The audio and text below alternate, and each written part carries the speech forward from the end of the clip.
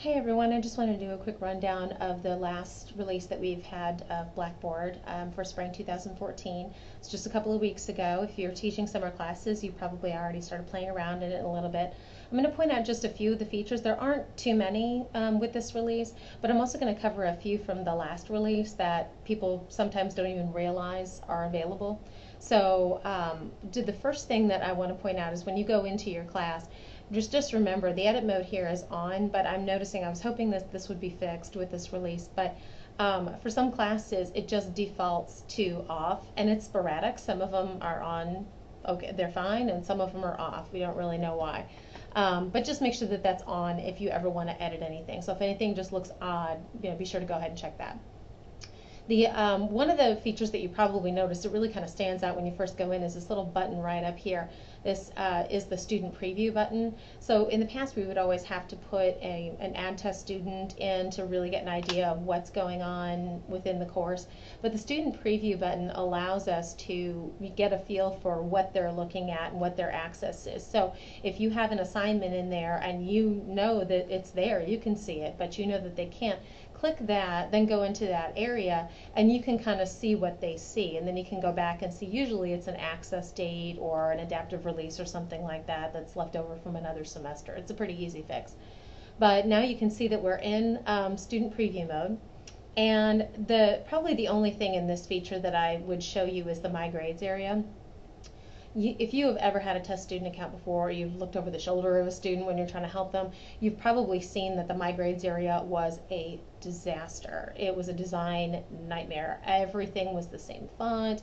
The information didn't seem to have any logical flow. It was very hard for them to figure out. And then if we didn't have our columns named very well, it was very confusing about what assignment it even was that they were looking at. So it's just a mess. So this is really good that they fixed it. For students, and we'll let them know this, certainly in this little area in the template, the Help Me With area, there's a tech folder I'll show you. This information will all be there for them, but just in case anybody asks, they can group their grades in different categories. So this is all of them, obviously, and they can view a description if there is one available. If there are grading criteria, they can see that as well. But they can also go to just the graded items. So if they're trying to get a feel for how it's going so far in the semester, they can check that. They can check upcoming as long as you apply due dates. If you don't, then that's not going to be very useful for them. But just realize that that's an option for them if you do. And then submitted. So this allows them to see everything that they had submitted but has not yet been graded. That's the way that this is supposed to work. Now I will, say one important thing here. This is a brand new feature. It was only released in April. It's just a month ago. And you're going to find, I think, that with some of these brand new features, there are little quirks, formatting issues, things that don't quite work right. And so they'll release bug fixes every now and then. So just realize it's a brand new tool. They may still be playing with it. You can also change the order of all of these, so they can do the last activity, the due date, the latest first, or the oldest first. So they can just, they have a little more control over what they're looking at when they're trying to figure out their grade. For some, face-to-face enhanced classes, it's not really all that significant. For online courses where there could be tons of grades, it can be a very big deal for them. So when you're done, you just go ahead and click Exit Preview, and then it says, do you want to delete all the data? Yeah, you don't really need that, so you don't have to worry about it. The next thing I would show you is the content area button. So this is formatted pretty much the same way as it was before, nothing really new here. Just to let you know though, in the Blackboard template, which gets applied to every live course, there are always these little buttons and features that are available. There's still the link to the library, but some of this assistance for students has been streamlined a little bit. So if you click on the Help Me With area, then this is for students. This isn't really for you. But you will see a series of folders of anything that they could need help with academically at all. So they're writing, for example. There's access to Grammarly, which all students have access to this grammar and style checking software. I would highly encourage that they use it. It will mean the end of the really bad papers that you can't even read. And then there's information about the Kinkle Center when they need to go there for some writing assistance. There's also a folder for research information, tutoring information for other subjects, the technology stuff, how they need to work in Microsoft or in Blackboard, things like that. Anyone with accessibility issues, and then student life, put in some personal growth stuff. So all of this is really just very useful for students. And then of course there's contacts and policies. Now this area I did want to point out because I get questions about this sometimes. This is an instructor resources area that we update every term. We started doing it last semester, and it's just extra information for you as an instructor. It's defaulted to be blocked from the student view, so they can't see it, even though I noticed when I clicked the student preview I could see the ones that were blocked, which they can't, so that's could be one of those little quirks. There is an FAQs, section of, when can my students see the core, that sort of stuff. All you have to do is just click on any one of those to get a little drop down with information. The course schedule and the academic calendar is here. Student video links. If you have students who did not go through a Blackboard tutorial, or they're brand new, they don't really know how to assign or how to submit an assignment or anything like that, if you can copy and paste these video links into the edit screen for any of your items, and that will allow them to have, any students who need it. It's not really obnoxious then, it's just a one little line at the bottom. But anybody who wants to see a quick video on how to upload an assignment, they just click there, they can see the little video, and then they know what they're doing. Everybody's happy. There are other just useful links and information for faculty, so it's really just for your use. You can use it or not, it doesn't really make a difference. So the features that are very new in Blackboard for this semester really have to do with the assignments and the tests and some of the grading features. So if I click on course content, and I've got all of these example items here, you're going to see that there are some changes. So I'll go ahead and edit this assignment, and right away you're going to notice that the format looks very different. It's, these things are still the same. The title, the description, adding a file, that's not really all that different. Due dates, grading. These three areas here, however, are different. So you may actually see it looking like this. You see submission details, grading options, and the grade display. So if you click submission details, this option is not new. Do you want them to have unlimited attempts or single attempt or whatever? But this part is this plagiarism tools option. So in the past, if you wanted to have your students submit some work to SafeAssign, which is a plagiarism detection software, then you would have to create a separate assignment that is specifically tailored to SafeAssign. You don't have to do that anymore. Now it's actually built into your assignment link. So if I click here, check submissions for plagiarism during SafeAssign, using SafeAssign, then it will give me a report on anything. It could be something as simple as an essay, and you want to do that instead of a major research paper. So you can just run that for anything that you think you want to get a report on it, see, just to make sure that everybody's on the same page. That I will make one very, very firm warning here, though. You want to be very clear in your syllabus, or somewhere else in your class, about what you intend to do with that report, because when you get it back, you may have it marked up all over the place, and some of it may just be they didn't know how to cite it correctly, or some other error that needs to get fixed. It's not that it's not a legitimate problem, but it's not a blatant attempt at cheating. You can usually tell that from that report.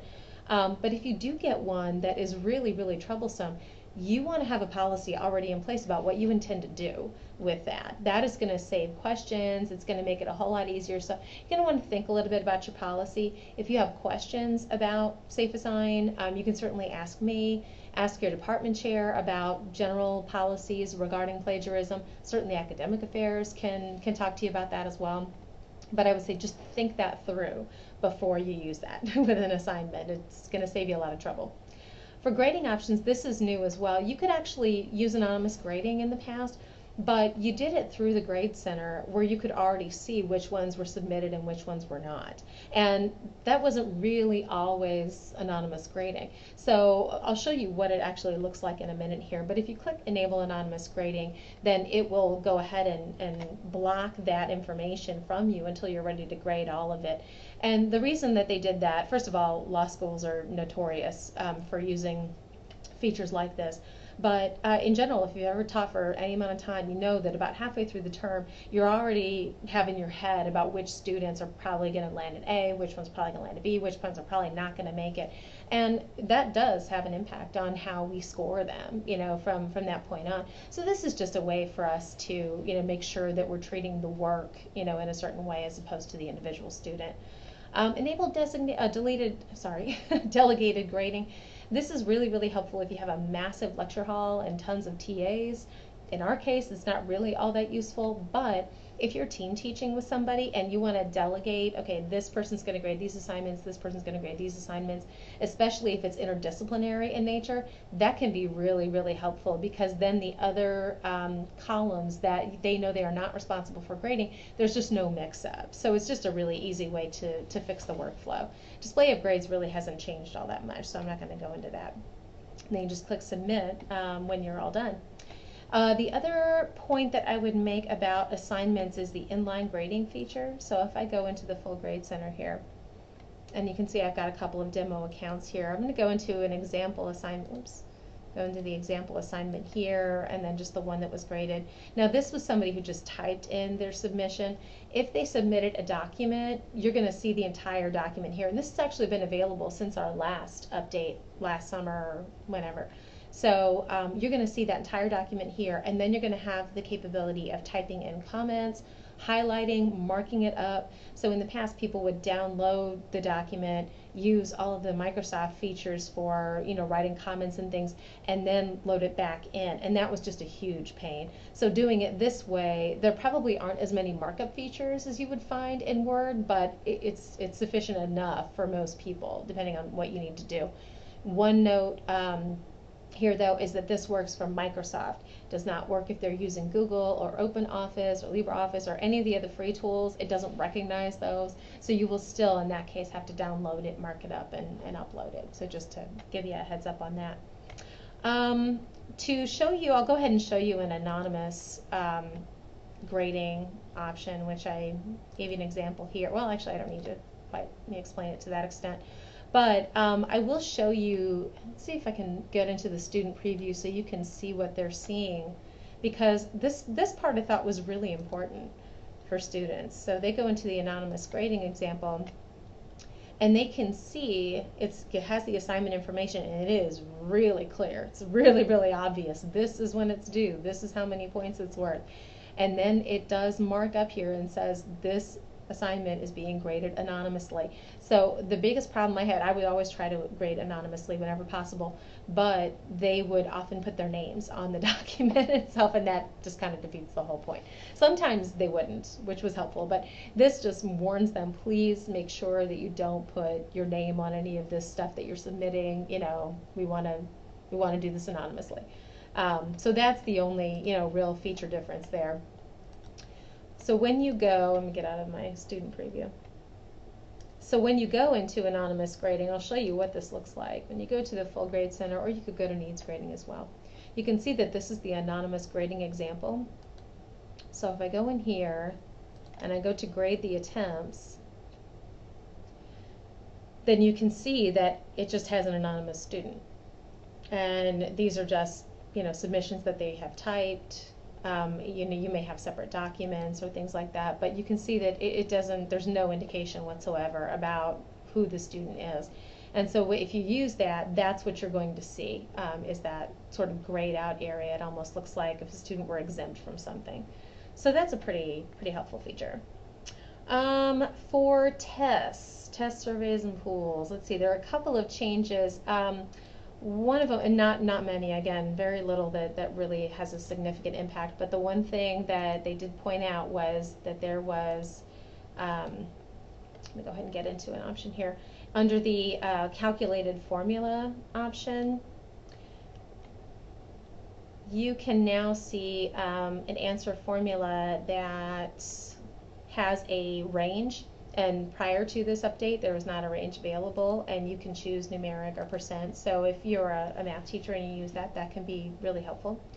The other thing about tests, if I go into course content to a test that has already been deployed, I'll go ahead and edit those test options so you can see something that was actually part of our upgrade the last time. All of these things are pretty much the same, but the test availability exceptions, I think, is what people don't realize is there. Anytime you get a note from the Kinkle Center saying, we've got somebody who has testing exceptions here, they could get double time or, whatever, then what you can do is you can add a user or group, and you can say, okay, this person, for example, is allowed multiple attempts, whereas everybody else can only do it once. If there's a timer auto submit, so it allows you to make all of these exceptions for people where it wouldn't have been available before. So that makes it so much easier to accommodate students in your class. So that's very useful. But again, that's been there for a little while. Let's see, discussions. I don't think too much has changed about the discussion board.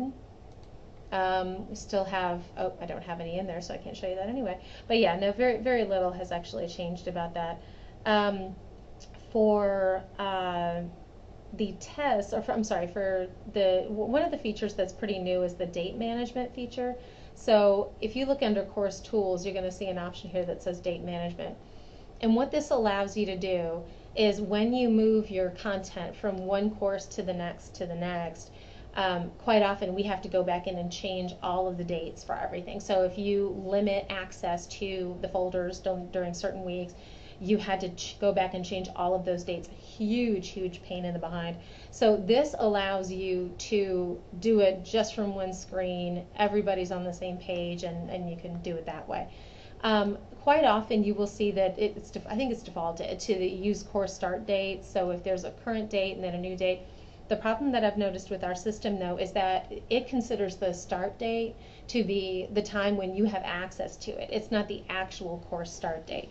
So until we work with them to see if we can get Snapper to work for this, so that it'd be really nice if you could just say, this is the beginning date, this is the end date, change all of the dates to coincide with that, and you're done. That would be nice, but we have to get these two separate systems to work correctly. So in the meantime, though, you can adjust your dates by the number of days. So if you want to shift all of your dates, if it's, it's 30 days since the last time you taught it, you can go ahead and do it that way. Probably the easiest way, though, will be to list all of the dates for review. And so when you do that, you can go in, and it may take a minute or two to actually download everything, but then you can go in at least from one screen and make all of these changes. So everybody's class is going to look different. I only obviously have a few things here, so that's not really going to be all that useful for me. But you will be able to. I only have assignment types here, but you can look at assignments. If I had content areas, content folders that were time restricted, you would see that in the listing here. So all of these different options are available. You can easily go in here and edit these things, change the dates, and then just hit submit. Boom, you're done. So much easier than going in and out of every single folder, going into the edit screen of every single one. Massive time saver. If you are finding, now I'll end with this, I've already been talking too much. If you are finding that you can't see something, so I did notice when I first got into this class that date management wasn't even available in here. Again, another thing that I was hoping would get fixed. It's a nuisance, but it's not a deal breaker. If you go into customization and go to tool availability, if you notice that there's a feature or a function that was available at one time, but now all of a sudden you can't see it anymore for some reason, go into tool availability, and if you scroll down here, this is the available marker. So if I scroll down and I'm looking for something like, most of mine are checked here. See if I can find one that's not. I don't need iTunes U. So most of these things you don't really need.